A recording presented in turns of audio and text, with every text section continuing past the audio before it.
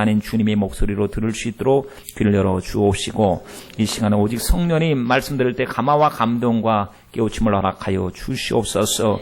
죄는 청산되게 하시고 의를 회복할 수 있도록 도와주시고, 주님과의 관계가 최고의 절정의 관계가 될 수 있도록 복을 허락하여 주시옵소서. 주님께서 이 귀한 시간 오직 성령께서 주관하여 주실 줄 믿사옵고 예수님의 이름으로 기도드리옵나이다. 아멘. 오늘 하나님의 말씀 제목이 회개할 타이밍이 중요합니다 그랬습니다. 회개할 타이밍. 제가 이 말씀을 준비하니까 제 옆에서 둘째 딸이 뭐라고 그랬냐면, 이걸 본 거예요. 이제 제목을 본 거예요. 회개할 타이밍. 그래서 묻습니다. 언제가 회개할 타이밍이네. 언제가 회개할 타이밍이냐 묻더라고요.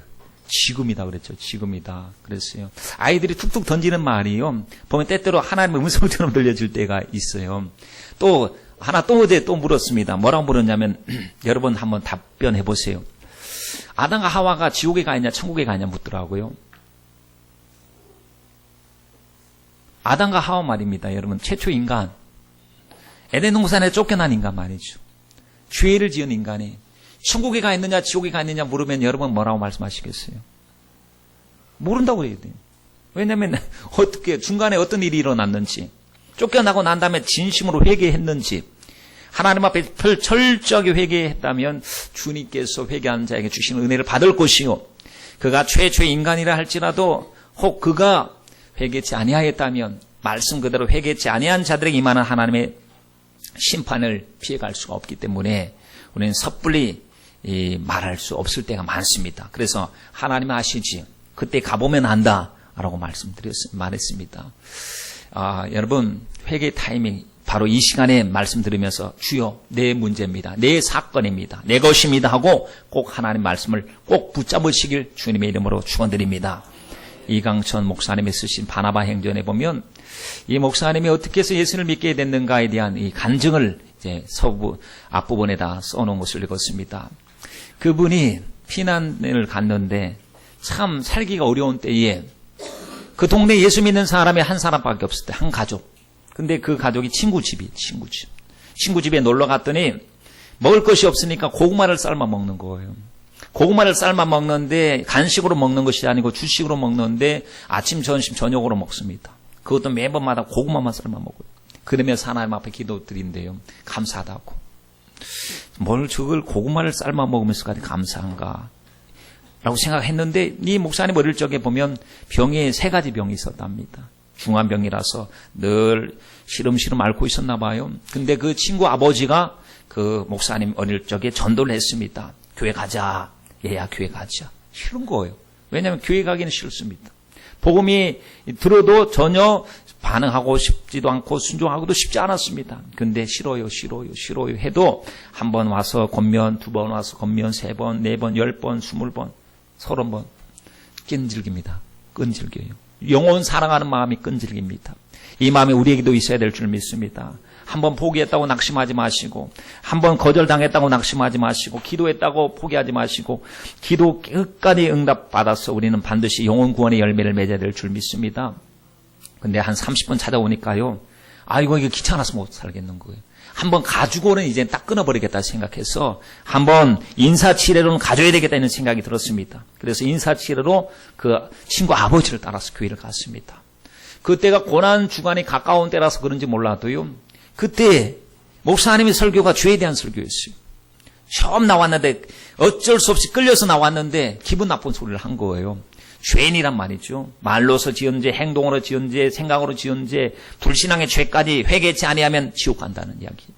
이게 좋은 소리 해도 나올까 말까인데 나오자마자 죄에 대한 이야기를 듣고 정말 이팔청 주님 그 청소년에게 지금 도매금으로 너도 죄인이라고 묶어서 정죄하고 있는 것처럼 들려지니까 그 말씀 들을 때 마음속에 각오가 충만했습니다.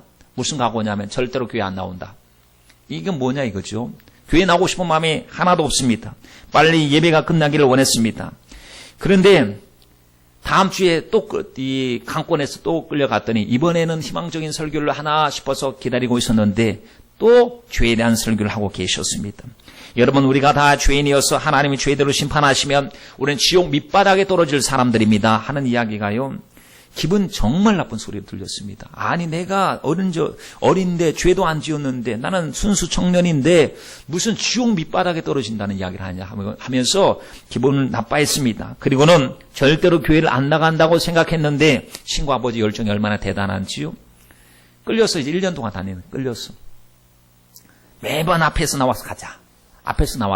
집 앞에서 기다리고 있는데 1년 정도 다니니까 지겨워서 이제 다닐 수가 없습니다. 그래서 이제는 내가 할 말은 하고 살아야 되겠다 싶어가지고 집사님에게 친구 아버지 집사님에게 집사님 제가 1년 동안 교회를 다녀봤는데 하나님 없어요.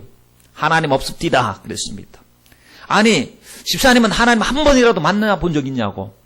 하나님 없는 것 같다고 했더니 집사님이 당황해하지 아니하시고 오히려 담대하게 이 사람아 한 번 만나는 정도가 아니지 나는 매일 하나님을 만난다네 그랬습니다. 아니 그러면 집사님이 매일 만나는 하나님 나도 한번 면회시켜 주세요. 그랬어요. 면회? 좋은 생각이다. 그럼 면회할 준비하고 있어. 내가 하나님께 면회 신청을 해놓을 테니까 면회할 준비를 하고 있으래요. 근데 아니 하나님을 면회하는데 무슨 준비가 필요하냐 했더니 아니 한나라의 왕들을 만날 때도 예법이 있고 준비하는 방법이 있거늘 만왕의 왕 대신 하나님을 만나는 일이 어찌 준비가 없겠느냐 하면서 준비할 방법이 있으니까 이 책을 읽으라고 성경책을 줬어요. 성경책을 보니까 그때 옛 시절이니까 성경책 훨씬 더 두꺼웠습니다. 두께만 보고도 그거 질려버린 거예요. 그랬더니 이 3분의 2는 감해주고 3분의 1만 읽으라고 신약성경만 읽으라고 하니까 그 3분의 1 정도는 읽을 수 있겠지. 그리고 그거 읽고 끝내자. 교회 나가지 말자 이렇게 생각했습니다. 그리고 나서 이제 성경책을 읽는데 재미없잖아요. 마태복음부터 읽으니까 누가 누구를 낳고 진짜 재미없죠. 졸리죠. 폈다 그리고 강제로 끌려다니기를 또 반년이 지납니다. 아무리 생각해도 이제 억지로 끌려다니는 신앙생활을 지긋지긋해서 이거 청산하지 않고는 견딜 수 없어가지고 그래 약속한 것 딱 지키고 하나님 면회 없으면 끝내자 하고 이제는 성경책을 쭉 읽기 시작하다가 많이 읽었어요. 요한일서를 읽을 좀이면 여러분 아시잖아요. 끄트머리 쪽이라고. 거의 다 읽었습니다. 읽어도 감동이 없습니다. 이 아이가 빨리 끝내야 되겠다 싶었는데 요한일서 2장 11절 말씀을 읽다가 마음에 확 와닿습니다. 그의 형제를 미워하는 자는 어두운 가운데 있고 그 가운데 어두운 가운데 행하며 갈 곳을 알지 못하나니 이는 어둠이 그의 눈을 멀게 하였다 라고 했는데 여기에 양심의 찔림이 왔어요. 왜냐하면 그 당시 아버지를 굉장히 미워하고 있었어요. 아버지와 밥도 같이 먹지 않을 정도로 아버지가 무기력한 아버지, 무관심한 아버지, 사랑 없으신 아버지라고 생각하고 아버지에 대하여 미운 감정을 가지고 있었는데 말씀의 미움에 대해서 딱 나와버렸거든요. 그래서 그의 형제를 미워하는 자는 어둠 가운데 있다라는 말을 스스로 위안을 받기를 아버지 미워하는 거지 뭐 형제 미워하나 하면서 그냥 아무런 것도 아닌 것처럼 지나갔습니다. 그러다가 요한일서 3장 15절 말씀을 읽었습니다. 그 형제를 미워하는 자마다 살인하는 자니 살인하는 자마다 영생이 그 속에 거하지 아니하는 것을 너희가 아는 바라 그랬습니다. 미워하는 자 이꼬르 누구예요? 살인하는 자. 또 찔렸어요. 그러다가 요한일서 4장 20절 말씀을 읽었습니다. 누구든지 하나님을 사랑하노라 하고 그 형제를 미워하면 이는 거짓말하는 자니 보는 바 그 형제를 사랑치 아니하는 자가 보지 못하는 바 하나님을 사랑할 수 없느니라. 나는 하나님께 사랑한다고 이야기해 본 적이 없거든요. 그렇잖아요. 말씀해 보니까 하나님을 사랑하노라고 하고 그 형제를 미워하면 거짓말을 하는 자라고 했는데 자기는 하나님을 사랑한다고 말해보지도 않았으니까 이 말씀에 해당이 되지 않는다고 스스로 위로받고 있는 그 순간에 하나님의 양심 속에서 하나님의 음성이 들렸습니다. 내 형제만 미워해도 어둠에 있는 자요 살인하는 자요 거짓말쟁이라고 했는데 너를 낳아주신 양육해 주신 아버지를 미워하면서 어디로 도망가려고 하느냐. 주님의 목소리가 확 때려버렸습니다. 주님의 목소리. 바로 면회를 받았죠. 이제 주님을 만난 거예요. 그때 갑자기 고꾸라졌어요. 그리고는 입에서 아버지란 말이 나오고요. 지금까지 1년 반 동안 하나님의 말씀을 들었던 말씀, 깨달아지지 않았던 말씀들이 성령의 역사를 통하여 그 말씀들이 막 깨달아지기 시작하고 그 말씀 앞에서 죄에 대하여 회개하기 시작합니다. 나는 의로운 사람이다. 이 청소년이 무슨 죄가 많겠느냐, 무슨 살인한 자냐, 무슨 지옥의 밑바닥에 떨어질 자냐 전혀 동의하지 않았는데 성령께서 그 자신에게 바로 이것은 하나님 말씀은 너에게 향한 나의 사랑의 메시지임을 알게 하시니까요. 그 앞에서 막 울기 시작하고 기도하기 시작하는데 혹시나 가족이 들을까 봐 이 울음을 억제하고 저 산 속에 들어갔어. 계곡 속에 들어갔어. 바위 아래에서 통에 자복했습니다.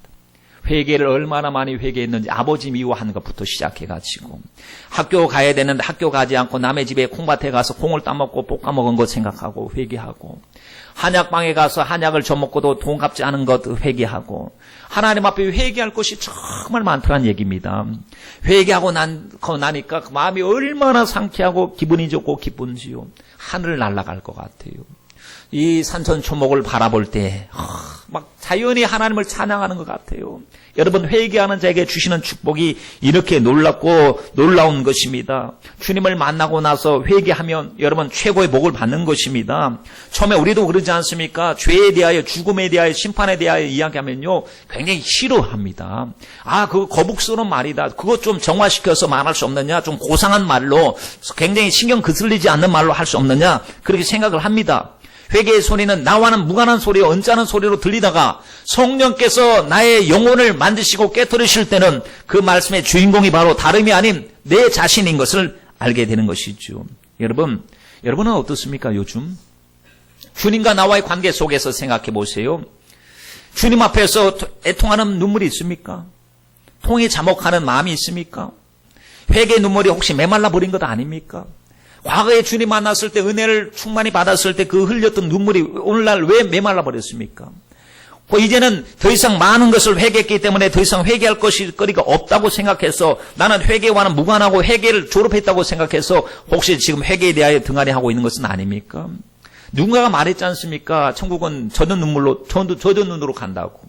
언제나 하나님 앞에 감사해서 눈물을 흘릴 수 있고 죄 때문에 애통해서 눈물을 흘리다 보니까 눈에 눈물이 마를 시간이 없이 하나님 앞에 감사해서 문제 앞에서 기도하다가 눈물을 흘리니까 가야 되는 것이 바로 우리들의 인생의 여정의 모습인데 말이지요. 여러분 아침에 씻어도 밤이 되면 우리의 몸에 우리도 모르는 사이에 때가 끼듯이 말이지요.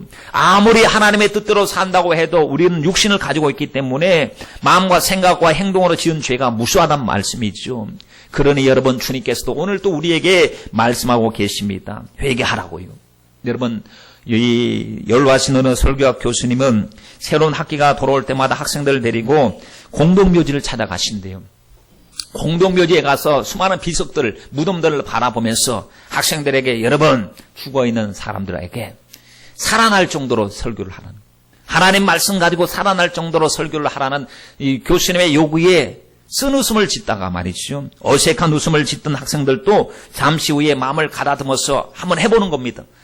죽어있는 사람들에게 하나님 말씀을 아무리 전해도 죽은 사람이 일어납니까? 안 일어나죠. 교수님이 이것을 통해서 무엇을 가르치고 싶어 합니까? 인간의 상태가 영적으로 완전히 죽은 상태라는 겁니다. 이와 같이 죽어서 아무런 반응이 없는 무감각 가운데 빠져있는 사람들 향해서 설교자의 사명을 받았기 때문에 그들에게 하나님의 생기를 불어넣고 하나님의 음성을 들려줄 수 있는 말씀의 사람이 되기 위해서 우리가 기도하지 않고는 사명을 감당할 수 없음을 보여주면서 인간의 그 지금 처한 당면된 위치가 어떤 위치인가를 분명히 보여주고 있는 거죠. 여러분 에베소서의 말씀 그대로 죄와 허물로 죽은 우리를 그랬지 않습니까? 이미 죽어버렸어요. 소망이 없습니다. 우리가 태어나고 난 다음부터 죄 짓는 게 아닙니다. 모태 중에 어머니의 복중에서 잉태되었을 때부터 죄악이 충만했습니다. 그러니 우리는 너나 할 것 없이 죄악을 끌어안은 채 어린아이가 순수하잖아요. 한 번도 죄 지은 적이 없지요. 그러나 그 어린아이의 영혼 속에는 이미 하나님 아담으로부터 유전된 죄가 있다는 사실을 알 수가 있는 것이죠.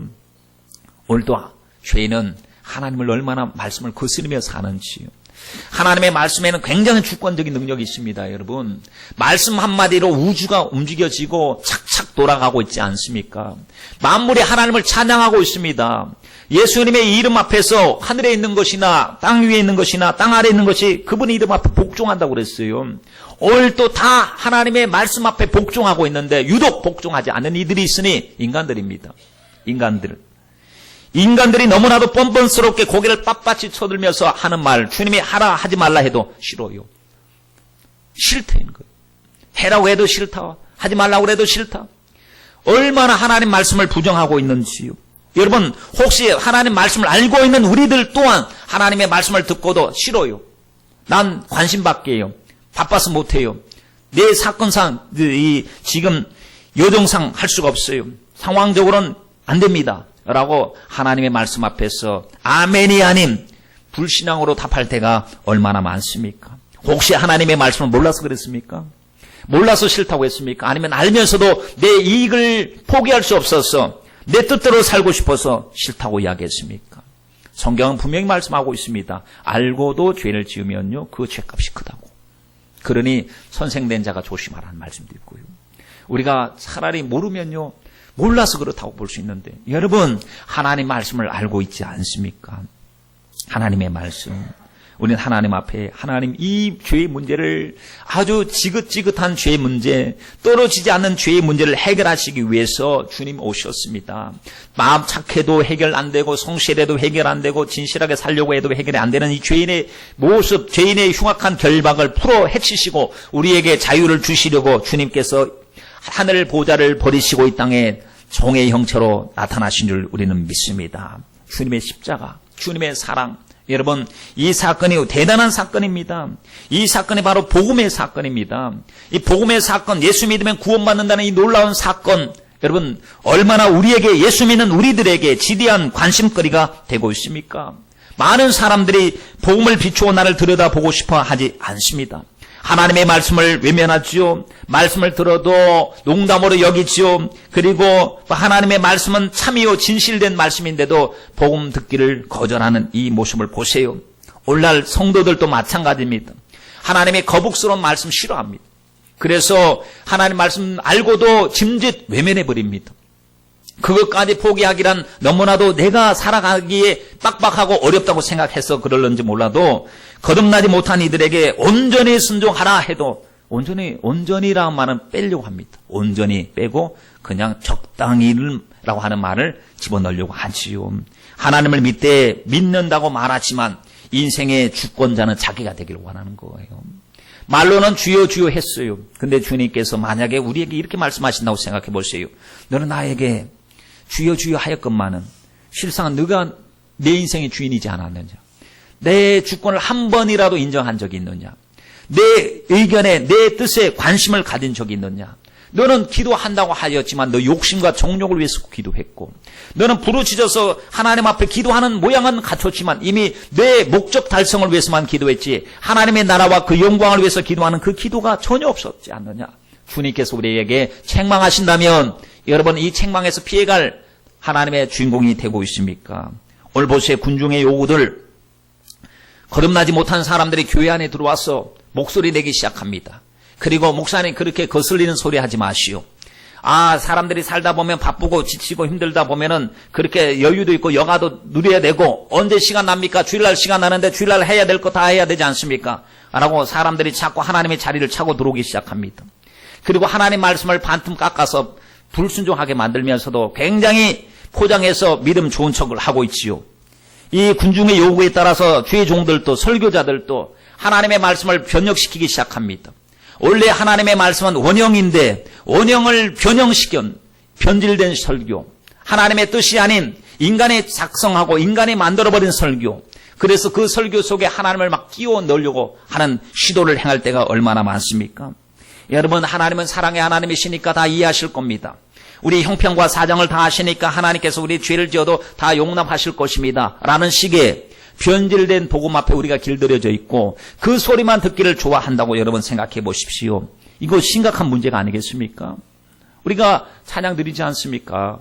우리가 가는 이 길 끝에서 영광의 주님을 보리라. 주님과 같은 길을 가야 되는데 교회가 주님과 다른 길을 가면서도 주님과 함께 한다고 착각하고 있다면 여러분 심각한 문제 중에 큰 문제일 것입니다. 주님은 오늘 또 우리에게 먼저 복음을 알고 듣고 있는 우리들에게 주님이 말씀하십니다. 회개하라. 회개하라. 여러분 회개 제목을 생각해 보십시오. 여러분은 주님과 나와의 막힌 것이 무엇이 있습니까? 여러분 왜 일이 잘 안 될까요? 왜 우리 삶 속이 빡빡하고 답답할까요? 주님께서는 우리의 기도를 들으시지만 기도를 들으시고도 모른 척 침묵하신다고까지 주님이 말씀하셨어요. 그것은 주님이 귀가 막혀서도 아니고 눈이 멀어서도 아닙니다. 주님께서 죄가 우리와 주님과의 관계를 가로막았기 때문에 그렇습니다. 에레미야서 5장 25절 말씀에 너희 허물이 이러한 일들을 물리쳤고 너희 죄가 너희에게 오는 무엇을 막았다고요? 좋은 것. 우리에게 좋은 것을 하나님 예비하셨는데 하나님께서 예비하신 것은 정말 기가 막힌 것, 상상을 초월하는 것을 예비하고 계신데 죄가 딱 그 하나님의 역사를 가로막아버렸습니다. 여러분, 주님께서 오늘 또 이 죄의 문제를 해결하시기 위해서 우리를 찾아오십니다. 그래서 우리의 마음의 문을 두드리고 계시는 거예요. 계시록 3장 20절 말씀에 볼지어다 내가 문 밖에 서서 문을 두드리신대요. 왜 문을 두드리십니까? 제발 교만의 문을 열라고. 이제는 기도의 문을 열라고, 하나님 앞에 회개의 문을 열라고, 강팍하지 말라고, 하나님 말씀 앞에 고집 부리지 말라고 주님께서 마음으로 꽉 가로막고 닫혀진 그 심령을 향해서 주님께서 문을 두드리고 계십니다. 그 누가 문을 두드려? 그 누가 문을 두드려? 예수님 같아. 그 누가 문을 두드려? 여러분, 주님께서 우리에게 회개하라고 두드리시는 주님의 목소리 부디 들으시고 하나님 앞에 주님 회개하고 내 마음 활짝 엽니다 하는 마음을 가지시고 회개하고 나 마음의 문을 열어야 될 텐데 뭐가 그리 미련이 많으셔서, 뭐가 그리 세상의 것이 그립고 좋으셔서 회개하는 주님의 말씀 앞에서도 그 소리가 생명의 소리요, 희망의 소리요, 축복의 소리요, 형통의 말씀인데도 불구하고 그 주님의 목소리 듣지 못하고 세상의 연줄을 내려놓지 못하고 망설이고 있습니까? 우리가 정말 회개할 것 없을 정도로 완전한 사람 아니지 않습니까? 회개할 제목이 많습니다. 참 많은데 문제는 내가 지금 어떤 잘못을 하고 있고 어떤 죄를 짓고 있는지 당사자인 내가 모르고 있다면 심각한 문제 아니겠습니까? 라오디가 교회 성도들은 자기의 심각성을 몰랐습니다. 왜냐하면 자기는 부유하여 부족한 것이 없다고 생각하고 있으니, 없다고 생각하고 안주하고 있는 그에게 무슨 회개의 제목을 찾을 수가 있겠습니까? 여러분, 우리가 잊고 산 것이 있습니다. 죄도 잊고 살았습니다. 회개의 제목도 잊고 살았습니다. 그래서 옛날에 문제시가 엄청 되던 문제가 시간이 지나감에 따라서 이제는 문제시가 안 될 정도로 희미해진 기억 속에 사라진 그러한 죄의 문제들 내가 잊어버렸다면 주님도 잊어버리셨을까요? 그렇지 않잖아요. 주님은 잊지 않고 계시는 겁니다. 그러면 주님께서는 시간이 지나면 죄의 효력이 소멸되는 것입니까? 자연 소멸되는 것입니까? 아니면은 공소시효가 있어서 얼마의 시간이 지나면 주님이 없다 셈치시는 것입니까? 그렇지 않아요. 예수 그리스도의 말씀은 영원토록, 하나님 말씀은 영원히 있다고 했습니다. 죄의 삭은 사망이라고 이야기했습니다. 회개해야, 예수 피를 의지해야 사라질 이 죄의 문제가 회개하지 아니하면 사라지질 않습니다. 여러분, 주님만 알고, 주님과 내가 알고 있는 죄, 주님과 나와의 막힌 그런 것들이 있죠.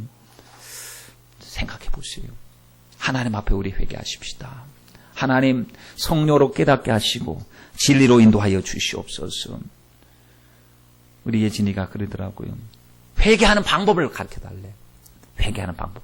뭘 회개해야 될지 알려달래요. 어떻게, 여러분, 회개하는 방법이 무엇입니까?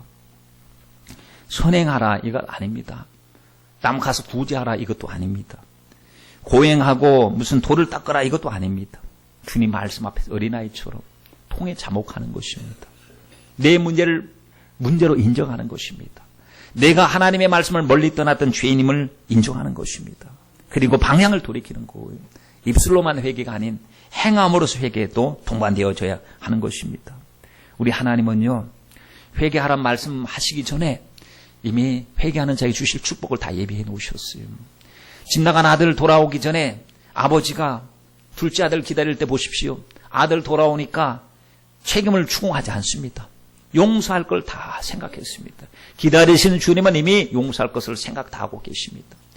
예수님의 십자가의 우편에 있는 강도가 죽기 전에 뭐라고 그랬습니까? 당신의 나라가 임할 때 나를 기억해달라고 그랬습니다. 회개했습니다. 그 순간에 죽어가는 그에게 마지막 기회가 떨어지는 바로 그에게 그 기회를 붙잡으시고 너는 나와 함께 낙원에, 내 낙원에 함께 있으리라 하시고 주님께서 용서해 주셨습니다. 여러분, 주님이 우리를 사랑하시는 마음이요, 내가 나를 사랑하는 마음보다 훨씬 끔찍하십니다. 더 좋아, 더 귀하고 더 복된 생각을 하고 계신 거예요. 이사야서 57장 16절 말씀을 보세요. 내가 영원히는 다투지 아니하며 내가 장고인은 노하지 아니할 것은 나의 지은 그 영과 혼이 영혼이 누가 지으셨어요? 하나님이. 그 영혼을 얼마나 사랑하시면 내가 지은 그 영혼이 내 앞에서 곤비할까봐 걱정하고 계신 분이십니다. 그러니 이렇게 좋으신 하나님 앞에서 어찌 우리가 우리의 죄에 대하여 눈 감아버리고 외면할 수가 있겠습니까? 주님은 촉구하고 계시는 거예요. 환경을 통하여, 우리에게 말씀을 통하여, 사람을 통하여, 성령을 통하여 간섭하시고 자꾸 촉구하고 계십니다. 여러분 한번 생각해 보세요. 지금 여러분의 가정을 통해서 주님이 만지고 계시지 않나요? 여러분의 사업과 직장을 통해서 주님이 일하시는 것을 느끼지 못하고 계시는 것 아닙니까? 여러분, 주님은 일하고 계신데 우리가 느끼지 못한다면 우리는 굉장히 영적으로 어둔한 사람입니다. 여러분, 영적으로 둔하지 마십시다. 영적으로 주님의 목소리가 들려올 정도로 귀가 열려지고 하나님의 마음이 이해되어지길 간절히 바랍니다. 성령이 지금 나 때문에 성도야, 언제까지 방황하겠느냐? 언제까지 죄 짓는 삶을 살겠느냐? 언제까지 너는 내 말에 불순종하겠느냐?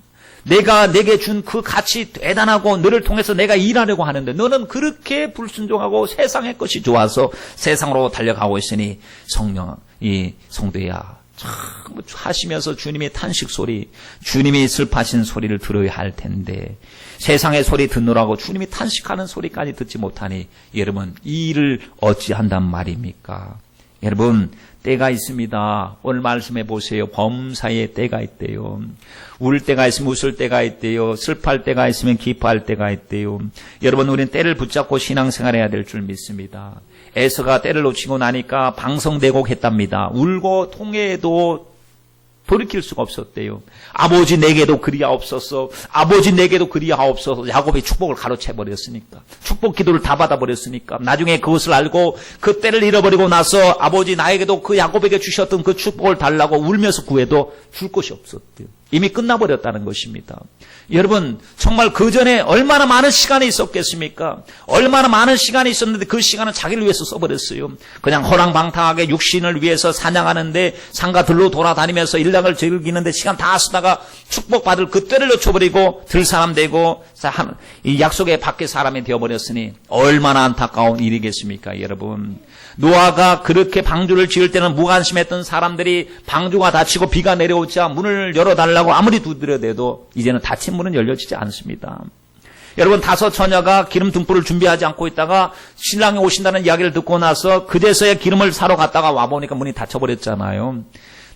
닫혀진 문 다시 열어지지 않습니다. 그러므로 하나님 언제 내가 주님 앞에 그때 주님 앞에 서야 될 때인 줄 아는 사람이 한 사람도 없는데 주님 지금이 바로 하나님 순간순간마다 회개하게 하옵소서.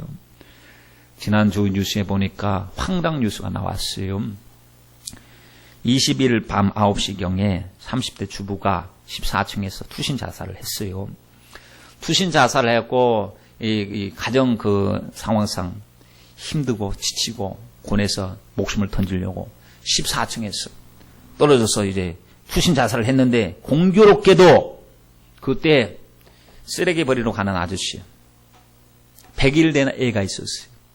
쓰레기 버리러 가고 차에서 애 기저귀를 가지고 집에 가서 아이도 돌보고 단란하게 이 생활하기를 원했던 30대 가장이 떨어지다 같이 맞아버렸어요.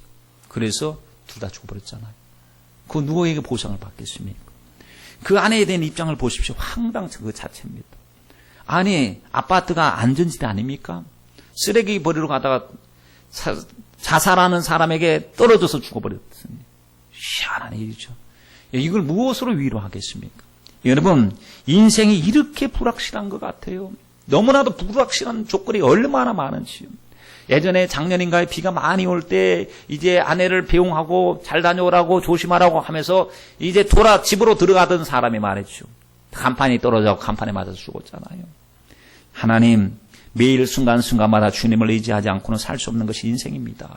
그런데도 이걸 남의 일로만 생각하고 나중에 예수 잘 믿을게요. 나중에 회개할게요.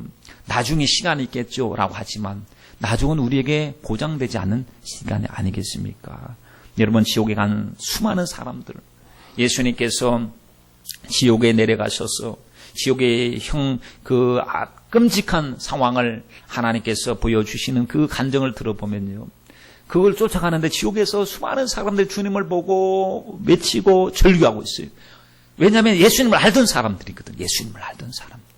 그런데 그 기회를 잃어서 지옥에서 주님 나를 용서해 주세요. 회개합니다 하고 막 회개를 외쳐도 주님은 눈물만 흘리셨대요. 눈물만 흘리시면서 이미 심판은 결정되었느니라. 살았을 때 내가 너에게 그렇게 말했고 너에게 도전했고 내 마음의 문을 두드렸건만 너는 항상 말을 하길 바쁘다고 그랬지. 나중에 한다고 그랬지. 하나님 나중에요. 지금 알겠어요만 했고 지금이라고 하는 시간을 붙잡지 못하고 나중에로 일관하다가 그 갑자기 말이죠. 택시 타고 가다가 사고 나서 죽어버리고 인생의 마지막 때를 육신의 때를 끝내버리고 영혼의 때에 딱 들어가는 순간에 영혼의 때의 지옥에서 아무리 회개하고 애쳐도 주님께서 그 회개를 받아주지 않은 것을 알 수가 있습니다. 여러분 우리에게 앞으로의 시간이 남은 것 너무나도 감사하지 않습니까? 회개도 지금 해야 됩니다. 기도도요, 충성도, 헌신도 말이죠. 지금부터 해야 됩니다.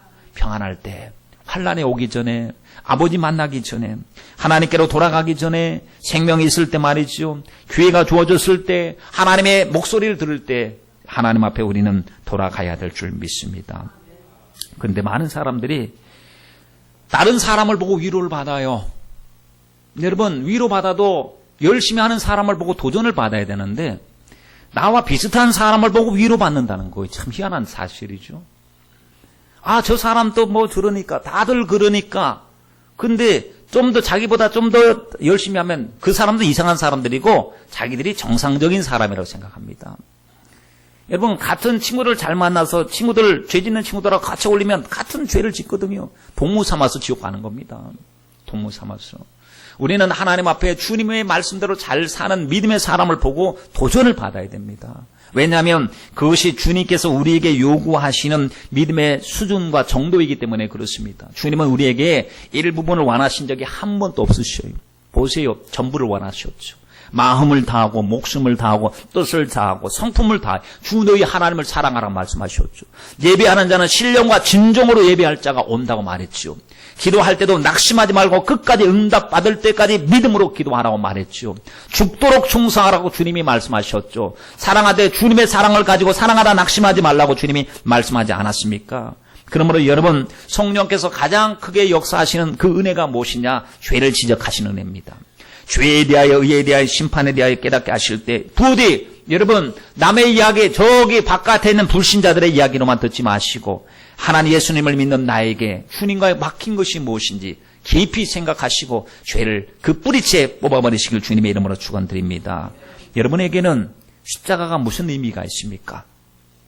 십자가 어떤 사람은 별 것 없어요. 십자가 별로 의미가 없어요. 성도인데도 십자가 하면 십자가 목걸이는 하고 다녀요. 그러나 십자가는 그 영혼을 감동시키고 영혼을 움직여가는 힘이 전혀 없는 십자가입니다. 그런데 보세요. 바울과 같은 사람 과거에 자랑했던 그 사람이 주님을 만났습니다. 만나서 다 버렸습니다. 이전에 좋던 것 생각해 보니까 이제는 값없다고 했습니다. 우리 찬양에도 있지 않습니까? 이전에 좋던 것 이제는 값없다.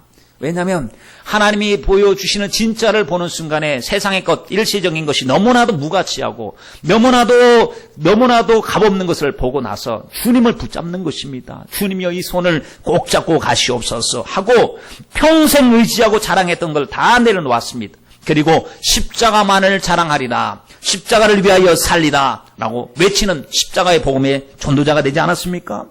삭개오가 주님을 만났을 때 보세요. 자기가 그렇게 목숨까지 생명처럼 여겼던 물질을 내려놔버렸어요. 아버지 주님께서 알아주시니까 삭개오야 들어가니까 주님 내 재산의 절반을 가난한 자들에게 나눠주겠대요. 그리고 남에게 빼앗고 도둑질하고 토색한 것을 4배나 갚겠습니다 라고 내려놓았습니다. 복음이 그를 완전히 뒤집어버린 거예요. 여러분 복음은 뒤집을 능력이 있어요. 복음은 우리를 변화시킬 능력이 있습니다. 정말 믿음으로 고백하고 믿음으로 받아들이는 사람 반드시 복음 안에서 변화되는데 여러분 우리도 진짜 변화의 역사가 일어나길 간절히 바랍니다. 내게 주신 십자가의 복음이 진짜 내게 복음이 되고 있습니까? 주님의 십자가의 가치를 지금 확실하게 인정하고 있습니까? 남에게 묻지 마시고 나에게 한번 물어보십시다. 만일 주님의 십자가가 나의 삶을 송두리째 바꿀 수 없는 복음이 되고 있다면, 내가 그 정도밖에 주님의 십자가의 가치를 인정하지 않고 있다면 이거 큰 죄 아니겠습니까? 주님이 전부를 주셨는데 아들을 주신 것이 조금 주셨습니까? 일부분 주셨습니까? 그 사랑하는 아들, 하나님의 자신인 하나님이신 그분이 자기의 몸을 버리시고 종의 형체로 나타나시고 십자가 지시고 사람들에게 조롱받으시고 멸시천대 받으시고 벌거벗은 모습으로 십자가에 달리셔서 가장 수치스럽고 부끄러운 모습으로 주님께서 죽으셨는데, 그것도 나의 죄 때문인데 나는 이 사건 앞에서 감동이 전혀 없어요. 십자가에 대한 감동이 전혀 없습니다. 여러분, 그것 아니지 않습니까? 복음은 간단한 것이 아닙니다. 복음은 나에게 전적인 헌신을 요구할 자격이 충분히 있습니다. 주님이 우리를 위해서 십자가를 주셨으니 너는 나를 위해서 무엇을 해주느냐 물으실 때 우리가 그 무릎에 답을 해야 됩니다. 주님은 같이 십자가로서 하늘문을 여시고 그 길이 좁은 길임을 말씀하셨어요. 나를 따라오너라. 주님이 그냥 요즘처럼 말이죠. 군중의 요구에 따라서 야, 저 사람들 이렇게 얘기하면 싫어할 테니까 부드러운 언어로 만들어서 얘기하자. 따라오면 괜찮다. 무조건 속이듯이 따라오느라 이렇게 말씀하신 적이 단 한 번도 없으시잖아요. 나를 따라오려거든. 다른 사람들이 주님 따라가면 안 되겠습니까 해도 나를 따라오면 힘들 텐데, 자기 목숨을 부인하지 않고는 따라올 수 없을 텐데, 자기 목숨까지 미워해야 되는데, 자기 제 십자가 지고 쫓아가야 되는데, 여우도 굴 있고 새들도 깃들을 곳이 있지만 인자는 머리 둘 곳이 없이 여기저기 방황하고 여정, 순례자의 여정처럼 살아가야 되는데 따라오려고 하느냐? 자기 하나님의 쟁기를 잡고 뒤를 돌아보는 자는 하나님의 나라에 합당치 않는데 그래도 따라가려고 하느냐? 주님께서 얼마나 많은 도전을 하셨습니까? 주님은요, 십자가의 가치를 알고 그 말씀에 순종하는 사람을 하나님의 일꾼으로 삼으셔서 끝까지 가셨잖아요. 여러분 알다시피 우리가 성경에 보니까 부자 청년이 나오는데 참 엘리트의 자격은 다 갖춘 것 같아요. 점수입니다. 부자입니다. 관원이라고 그랬습니다. 명예도 있습니다. 직업도 좋습니다. 영생에 대한 관심도 있습니다. 어릴 적부터 말씀을 지켰대요. 그런 그에게 주님께서 기뻐하셨대요. 그를 딱 보시는 순간에 기뻐하시고 도전을 하셨어요. 뭐라고 했냐면 네 가진 것을 다 팔아 가난한 자에게 나눠주고 나를 쫓아라. 주님이 불러주셨어요. 베드로를 불러주시더지만 베드로는 이 부름에 어떻게 반응했습니까? 배와 부친을 버려두고 예수님을 쫓았다고 그랬습니다. 주님의 말씀 앞에 모든 걸 내려놓고 주님을 쫓았는데 이 부자는 자기가 가진 부유함 때문에 근심거리가 되어서 주님을 쫓지 못했어요. 오늘날은 만약에 객관적으로 인본주의로 생각해보면 주님 굉장히 어리석으신 분 같아요. 왜냐하면 날짜배기의 성도가 왔는데 야, 그 사람 데리고 다니면서 가진 재산 가지고 운영비도 쓰고 말이죠. 구제도 하고 주님 일할 때 이 물주가 돼가지고 하면은 가는 곳곳마다 얼마나 좋겠어요. 똑똑한 사람처럼 보이니까 관원이고 젊고 써보면 주님이 얼마나 좋겠어요. 근데 주님이 쓰실 자격은 조건은 그것이 아니었어요. 그가 가지고 있는 것이 조건이 되지 못했고 그의 믿음을 보기를 원하셨습니다. 여러분, 그러면 주님이 찾으시는 그 믿음이 우리에게 있습니까? 주님은 어떤 사람을 쓰시냐면 주님의 십자가 앞에 감동하는 사람, 복음 앞에 자신을 올인할 수 있는 사람, 하나님 말씀이라면 이제는 어떤 이야기 사족을 달지 아니하고 온전히 순종할 수 있는 사람, 그러한 사람을 주님이 찾고 계신데 저와 여러분이 바로 이 당사자들이 다 되어야 될 줄 믿습니다. 주님을 더 사랑한 것, 주님보다 세상을 더 사랑한 것 우리 회개하십시다. 하나님보다 물질의 종이 된 것 회개해야 되고요. 하나님 앞에 주의를 거룩하게 섬기지 못한 것, 기도하지 못한 것, 말씀에 순종하지 못한 것, 미워한 것, 용서하지 못한 것, 교만한 것. 여러분 기도의 제목을 일일이 나열할 필요가 있을까요? 너무나도 종류가 많으니 여러분 우리 기도할 때마다 성령님이시여 내 안에 감추어진 이 죄악을 주님 들추어 주시옵소서.